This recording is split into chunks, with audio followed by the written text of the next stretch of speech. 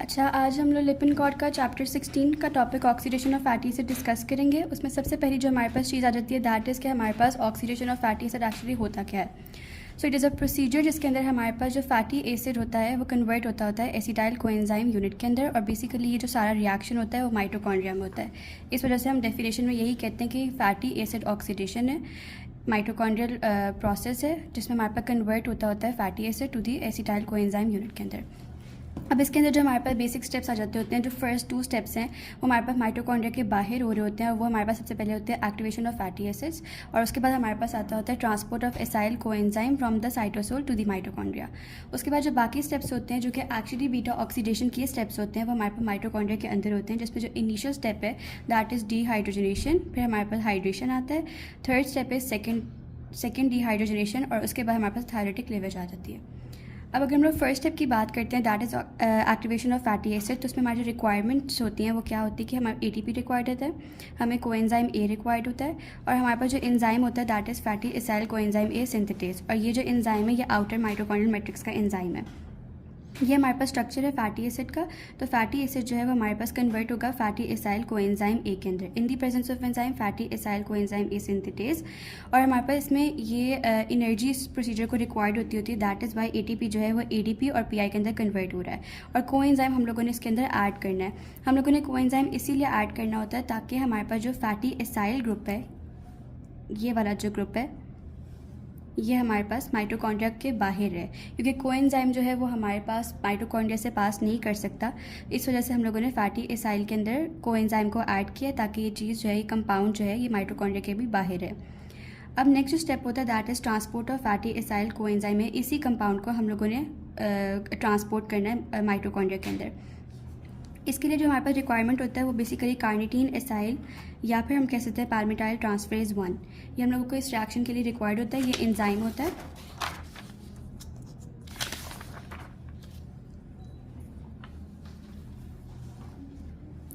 अब हमारे पास जो फैटी एसाइल कोएंजाइम ए है, in the presence of enzyme carnitine acetyl palmityl या पाल्मिटाइल कह सकते हैं ट्रांसफरेज 1 कन्वर्ट होगा फैटी एसाइल कार्निटीन के अंदर। अब हम लोगों ने बेसिकली चूँकि ये फैटी एसाइल कोएंजाइम को या फैटी एसाइल ग्रुप को बेसिकली हम लोगों ने माइटोकॉन्ड्रिया के अंदर लेके जाना है, और कोएंजाइम जो पहले इसके ऊपर लगा हुआ था वो हमारे पास इम्परमेबल है टू दी माइटोकॉन्ड्रिया। तो अब उसको परमेबल बनाने के लिए हम कार्निटीन को ऐड करते होते हैं to the fatty acyl group, और हम लोगों ने इसमें ऐड कर दिया। जो कोएंजाइम वाला पार्ट है वो हमारे पास रिलीज़ हो जाता है। अब नेक्स्ट जो स्टेप होता है उसमें दोबारा से फैटी एसाइल जो कार्निटीन है, अच्छा बेसिकली जो हमारे पास कार्निटीन होता है वो एक अमोनियम कंटेनिंग कंपाउंड होता है, और इसके जो सोर्सेज होते हैं वो बेसिकली हमारे पास पहले डाइटरी सोर्स आ जाता है जो कि मीट होता है। इसके अलावा हमारे पास कुछ एंजाइम्स होते हैं जैसे लाइसिन होता है और मिथियोनिन होता है, जो कि सल्फर कंटेनिंग अमाइनो एसिड्स होते हैं। वो कुछ एंजाइमेटिक प्रोसीजर या पाथवे से अंडरगो करते होते हैं और वो हमारे पास कार्निटीन फॉर्म करते हैं। और मेजरली ये हार्ट के अंदर जो है वो रिएक्शन हो रहा होता है, ये मसल्स के अंदर स्केलेटल मसल्स वगैरह में इतना ज़्यादा नहीं होता। उसके बाद अब हमारे पास जो फैटी एसाइल कार्निटीन है बेसिकली अभी माइटोकॉन्ड्रिया के अंदर आ गया है, ठीक है। और बेसिकली हमारे पास कार्निटीन एसाइल कार्निटीन ट्रांसलोकेस जो है हमारे पास एंजाइम होता है वो इसको माइटोकॉन्ड्रिया के अंदर लेकर आता है। अब ये जो सारा ये जो कंपाउंड है माइटोकॉन्ड्रिया के अंदर आ गया। अब हम लोगों को इसको माइटोकॉन्ड्रिया के अंदर रखना है, इसीलिए हम लोग क्या करते हैं दोबारा से कार्निटीन जो पार्ट है जो फैटी एसाइल ग्रुप के साथ लगा हुआ है उसको हम लोग रिमूव कर देते हैं, और हम लोग दोबारा से कोएंजाइम को ऐड कर देते हैं। यानी यहाँ पे हमारे पास कोएंजाइम ऐड हो गया और जो कार्निटीन था वो हमारे पास रिमूव हो जाता है। ये सिर्फ हम इसलिए करें ताकि हमारे पास ये जो कंपाउंड है फैटी एसाइल ग्रुप ये माइटोकॉन्ड्रिया के अंदर है, क्योंकि माइटोकॉन्ड्रिया में ही एक्चुअली जो हमारा टॉपिक है जो कि ऑक्सीडेशन हो रही है बीटा ऑक्सीडेशन वो माइटोकॉन्ड्रिया के ही अंदर हो रही है। अब यहाँ से जो चीज़ें हैं दैट इज़ बीटा ऑक्सीडेशन जो माइटोकॉन्ड्रिया में हम लोगों ने करवानी है वो स्टार्ट होती है। इसका पहला जो स्टेप होता है दैट इज़ डीहाइड्रोजनेशन। डीहाइड्रोजनेशन के अंदर हमारे पास क्या होता है कि जो फैटी एसाइल कोएंजाइम होता है in the presence of enzyme acyl coenzyme A dehydrogenase convert होता है एनॉयल कोएंजाइम ए। बेसिकली इसमें हमारे पास ये जो FADH है ये बेसिकली इसमें हमारे पास FADH2 जो है दैट इज़ एक्चुअली कोएंजाइम जो कि हमारे पास फॉर्म हो रहा होता है इस रिएक्शन के अंदर, और यहाँ पे हमारे पास डबल बॉन्ड बनेगा। और इसको हम लोग बीटा ऑक्सीडेशन इसीलिए कहते होते हैं क्योंकि ये हमारे पास जो बीटा कार्बन होता है फंक्शनल ग्रुप के बाद जो सेकंड कार्बन होता है बीटा कार्बन उधर ये सारा कुछ हो रहा होता है। उसके बाद हमारे पास जो नेक्स्ट स्टेप है दैट इज़ डीहाइड्रेशन के हम लोगों को वाटर को ऐड करना है। किसके अंदर ऐड करना है? एनॉयल कोएंजाइम के अंदर ऐड करना है। अब ये जो रिएक्शन होगा एनॉयल कोएंजाइम एक्चुअली हमारे पास बिकॉज ऑफ हाइड्रेशन यानी कि वाटर के एडिशन की वजह से in the presence of enzyme 2,3 enoyl coenzyme hydratase convert हो जाएगा कंपाउंड के अंदर 3 hydroxy acyl coenzyme A. Next step होता है बीटा ऑक्सीडेशन का, दैट इज सेकेंड डिहाइड्रोजनेशन। इस रिएक्शन के अंदर बेसिकली जो हमारे पास 3 हाइड्रोक्सी एसाइल कोएंजाइम ए होता है, in the presence of enzyme 3 hydroxy acyl coenzyme A dehydrogenase, और इसके अंदर जो कोएंजाइम होता है दैट इज NADH फॉर्म हो रहा होता है। अब इस एंजाइम की प्रेजेंस में अगेन हमारे पास 3 हाइड्रोक्सी एसाइल कोएंजाइम ए कन्वर्ट होता है 3 कीटो एसाइल कोएंजाइम ए के अंदर, और ये जो रिएक्शन है दैट इज सेकेंड डिहाइड्रोजनेशन। जो लास्ट हमारे पास बीटा ऑक्सीडेशन का स्टेप होता है दैट इज़ थायरोटिक लिवर, जिसके बाद हमारे पास जो अल्टीमेट प्रोडक्ट्स होते हैं वो फॉर्म होते हैं। वो उसमें क्या होता है कि जो 3 कीटो एसाइल कोएंजाइम ए होता है वो हमारे पास in the presence of enzyme beta keto acyl coenzyme A thiolase convert होता है फैटी एसाइल कोएंजाइम ए के अंदर और acetyl coenzyme A. Basically coenzyme add होगा और यहाँ पे ये जो मार्क भी मैंने किया हुआ है, यहाँ पे जो बॉन्ड है वो ब्रेक होता है। एज ए रिजल्ट ये जो है ये एक कंपाउंड फॉर्म हो जाएगा और यहाँ पे दूसरा कंपाउंड जो है वो फॉर्म हो जाता है। ये कंपाउंड जो है जब इसमें कोएंजाइम ऐड होगा, इस वाले पार्ट के अंदर जब कोएंजाइम ऐड होगा तो as a result fatty acyl coenzyme A, जो कि एक्चुअली हमारे पास फर्स्ट रिएक्टेंट था बीटा ऑक्सीडेशन का, वो दोबारा से फॉर्म हो जाता है।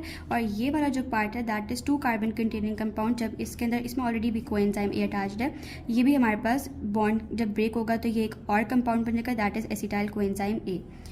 अब हमारे पास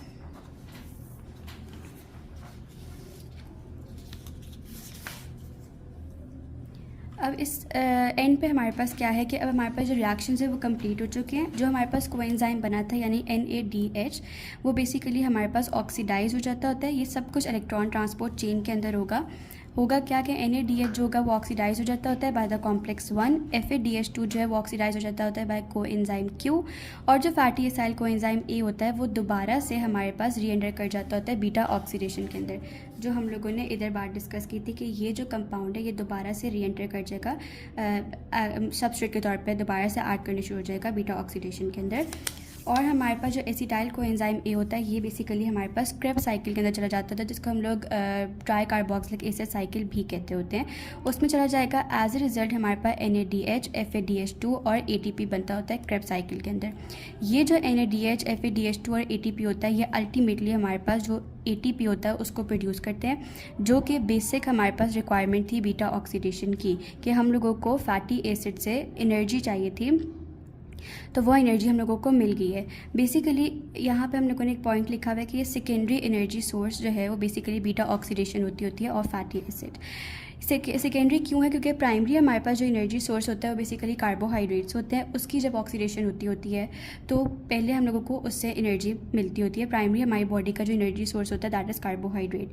लेकिन जब हमारे पास कार्बोहाइड्रेट, फॉर एग्जांपल हम कहते हैं ग्लूकोज, डायबिटिक लोग होते हैं या ग्लूकोज की अमाउंट हमारी बॉडी के अंदर कम होती है, तो उस सिनेरियो के अंदर हम लोग सेकेंडरी जो हमारे पास एनर्जी सोर्स होता है दैट इज़ फैटी एसिड, वो हम यूज़ करते होते हैं। तो इस तरह से जो फैटी एसिड की बीटा ऑक्सीडेशन है वो हमारे पास सेकेंडरी एनर्जी सोर्स होती है, और वो एनर्जी सोर्स हम लोगों को किस तरह से मिल रहा है हम लोगों ने भी डिस्कस कर लिया।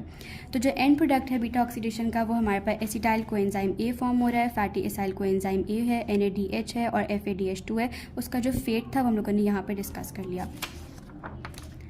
इसके बाद हमारे पास पॉइंट है कि कितने इन सारे इस साइकिल के अंदर जो बीटा ऑक्सीडेशन हो रहा है उसमें कितनी ये जो एंड प्रोडक्ट्स हमारे पास आ रहे हैं जो कि एसिटाइल कोएंजाइम ए है और NADH है, FADH2 कितने फॉर्म हो रहे हैं। तो हम एग्जांपल ले लेते हैं। फॉर एग्जांपल हमारे पास एक 16 कार्बन कंटेनिंग फैटी एसिड था जिसकी हम लोगों ने बीटा ऑक्सीडेशन करवाई है। अब जब हमारे पास 16 कार्बन कंटेनिंग कंपाउंड होगा तो हम लोग कैसे कैलकुलेट करेंगे एसिटाइल कोएंजाइम ए को? हम इस तरह से कैलकुलेट करते हैं कि हमारे पास एक फार्मूला होता है N/2। N जो है basically it is number of carbon atoms. तो हमारे पास जो एग्जाम्पल है वो 16 कार्बन की है, तो 16/2 करेंगे। एज ए रिज़ल्ट हमारे पास जो है वो 8 आएगा, यानी 16 कार्बन कंटेनिंग कंपाउंड की जब हमारे पास बीटा ऑक्सीडेशन होती है तो हमारे पास 8 एसिटाइल कोएंजाइम ए फॉर्म होते हैं। अब हमारे पास ये जो साइकिल होता है वो एक दफ़ा रिपीट नहीं हो रहा होता, depending upon the number of carbon atom ये साइकिल जो है वो मल्टीपल टाइम्स रिपीट होता है। तो कितनी दफ़ा रिपीट होगा उसके लिए हमारे पास फॉर्मूला है N/2 -1। N is the number of carbon atoms that is 16/2 -1। अब हमारे पास क्योंकि एग्जाम्पल 16 के लिहाज से थी तो हम लोगों ने उसके बारे में बात की है। एज अ रिज़ल्ट जो साइकिल्स हैं वो हमारे पास 7 साइकिल्स हमारे पास आ रहे हैं फॉर 16 कार्बन एटम्स। इसके बाद हमारे पास NADH कितने फॉर्म होंगे, तो बेसिकली हम कहते हैं कि हमारे पास एक साइकिल के अंदर एक NADH प्रोड्यूस होता है। इन केस ऑफ 16 कार्बन हमारे पास 7 साइकिल्स जो है वो 7 टाइम्स हमारे पास साइकिल जो है वो रिपीट हो रहा है। इस वजह से हमारे पास टोटल NADH जो है वो 7 प्रोड्यूस होगी in case of 16 carbon.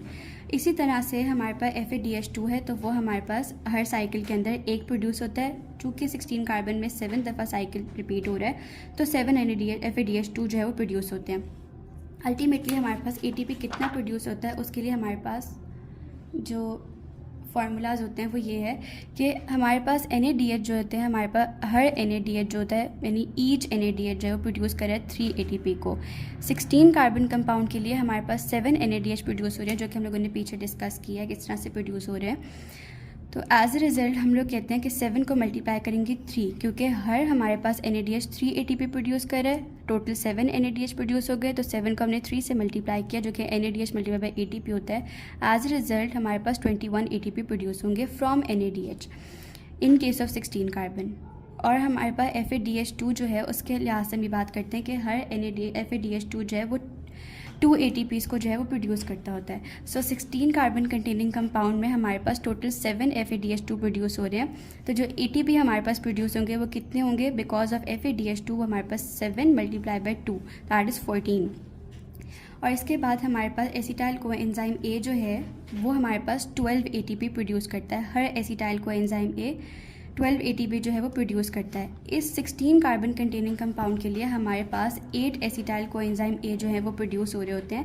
That is why हम कहते हैं कि 8 को हम मल्टीप्लाई करेंगे 12 के साथ 96 ATP प्रोड्यूस होंगे बिकॉज ऑफ एसिटाइल कोएंजाइम में इन केस ऑफ 16 कार्बन। ये बेसिकली सारे फार्मूलाज हैं। तो टोटल ATP जो हमारे पास प्रोड्यूस हो रहा है दैट इज़ 21 + 14 + 96 जो कि हमारे पास 131 है। इसमें से हम लोग -2 कर देते हैं। As a result 129 ATP produce हो रहे हैं। ये जो 2 हमारे पास ATP लॉस हो रहे होते हैं ये हमारे पास एक्टिवेशन ऑफ फैटी एसिड के अंदर यूज़ होते हैं।